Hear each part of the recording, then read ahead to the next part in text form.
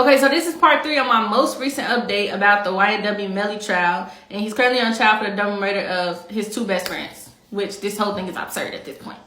As y'all know, I'm just giving y'all my opinion, my theories, my perception of everything, but y'all gonna come to conclusions on y'all own, because at this point, this is a giant conversation that I don't feel like enough people are talking about. Like, this is insane. Literally what happened. I just want to know what happened. Now, based on where we currently are, the prosecution's last witness is on the stand, and he's actually the lead detective on this case, right? So right now they presenting so much evidence that hasn't been presented throughout this whole trial, which I feel like is kind of helping them a little bit. They presented text messages. Yesterday they had text messages from Melly and his ex-girlfriend or girlfriend. I don't know if they still together, but they had text messages of Melly basically saying like, Borland gotta stay with him because if the crackers come get it, it's his fault. Which is like, it's your fault for what? And also saying like that he feel like Borland saved his life, which could mean a lot of things. They also planned the jail calls between him and his mama. And this is the thing.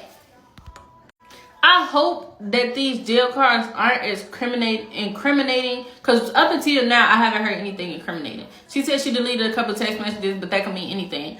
But jail calls are recorded. Like, if you're a criminal, stop talking on the phone. Stop using phones, period. Like, I feel like this case, if you a criminal right now, and I'm sorry for this little side about for those of y'all who not.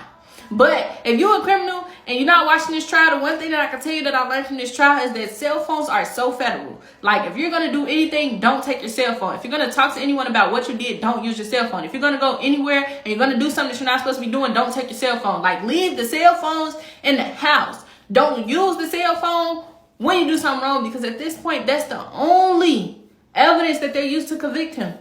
It's a red flag. But back to the case in point, since this is the prosecution's last witness, I feel like I can kind of wrap up my idea of what I think the prosecution is going to do and where I think the defense should be headed in order to win this case.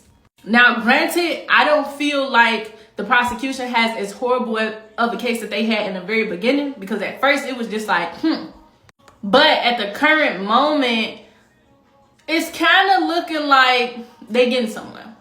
Or they got somewhere, because we literally coming to a close on their whole side.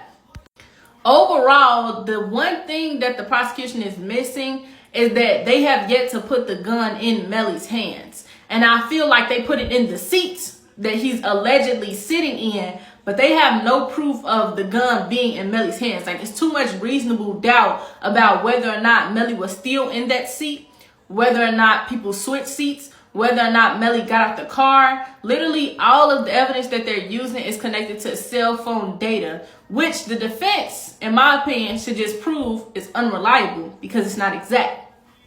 The other thing is that I feel like the prosecution has yet to present a valid motive. Like, the storyline is not clear. When I think about cases, like, think about when you watch Law and Order. You know how, like, get to the, and I know this is real, this is not fake. But overall, I feel like when I think about law, when I think about crime, it's like we need a step by step. Like, I need to be able to read this in a newspaper and understand, like, okay, this is what happened. It was 4 boys. They was all best friends. Something went completely wrong.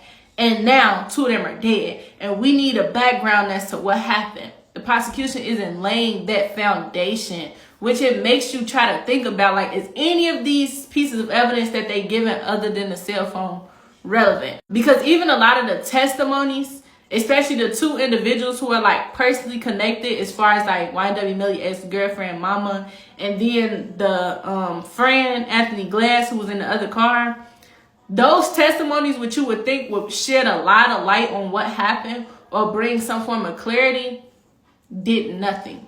Like, I feel like the jury just...